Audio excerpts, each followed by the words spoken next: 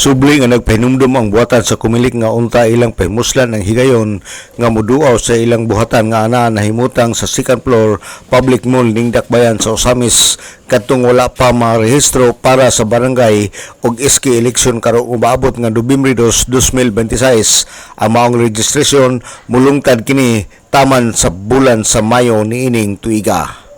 Nagpahibalo sab sila nga karong adlaw Sabado ang satellite registration sa Comelec anha kini ipahigayon sa Barangay Laman alas 8 ang takna sa buntag hantod kini sa alas 5 sa hapon.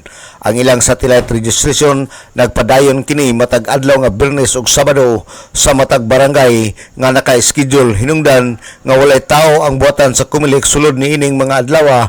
Ila usab nga gipahibalo nga kun ugaling adunay magkinahanglan sama sa voters registration pwede sila makaisyu niini panahon sa satellite registration kung asa nga barangay sila naka-schedule. Ang maong buhatan sa Comelec adunay bag-ong narehistro nga mokabat sa 2,231 kini nga numero gikan sa bulan sa Oktubre hangtod na kini sa bulan sa Disyembre 2025. Samtang katong mga tawo nga dili aktibo nga mobutar matag eleksyon gidilit sa Comelec ang ilang mga pangalan o adunay 6,217 ka mga ngalan ang gidilit sa Comelec nga dili aktibo nga mobutar sa matag eleksyon og 267 usab ang nadilit nga mga pangalan nga mga patay na. Sa kinatibukan adunay nadilit sa computer nga 6,484 ang tanan.